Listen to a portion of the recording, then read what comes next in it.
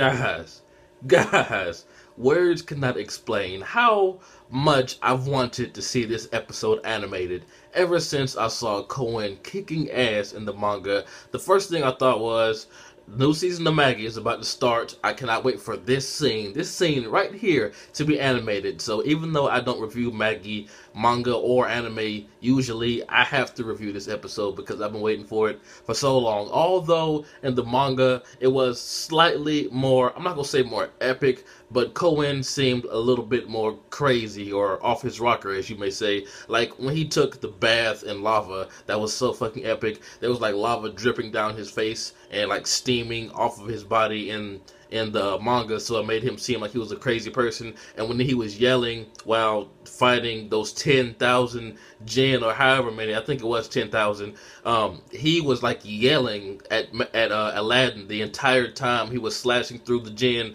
So he just seemed a little bit more crazy, which is why I wanted to see this episode animated, but he didn't do all of that in the anime for some reason, but it was still epic. Did you see that dude just fucking slice through them like they were paper? Oh my god. Kouen is like the Madara of the Magi world. But one thing really bugged me. When Koha heard that lengthy explanation from all of the Djinn and Aladdin about if that black thing touches the ground, then the world will end, basically. He said something like, do you really believe that story? I'm like, dude, you live in a world where you could put magical beings inside of your prized possessions and pretty much transform into them. So why would he not believe that this big thing coming out of the sky and this black thing just spewing out, you know, thousands and thousands of Djinn? Why would he not believe that story if he's seeing all of this with his own eyes? I'm like, dude, you're flying around. Everyone around you is fucking flying. You should believe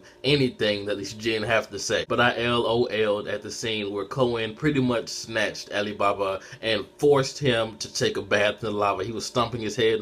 That was so fucking funny. And when they both did their extreme magic, Kouen's was a bit, I'm not gonna say a bit, a lot bigger than his, like the trigram circle thing. But it was awesome how they put their two attacks together, and Alibaba's extreme magic looks epic. But anyway, his sword turned to Kouen's big white flame sword, and that was awesome. And together, it seems they destroyed the core of that thing. But honestly, I read this in the manga, but it's been so long, I forgot if this is the end of it. I don't think it's the end of the fight, but I could be wrong. But just seeing all of the co-brothers and sisters and everyone coming together in their Djinn form was fucking awesome. This episode gets a 10 out of 10 for me. Although I do wish that they would have kept Kouen's craziness from the manga when they animated this episode. It was still great. But just seeing Kouen create a volcano, a man-made volcano, bathe in it, go out there and destroy probably like 20 to 50 Djinn at a time,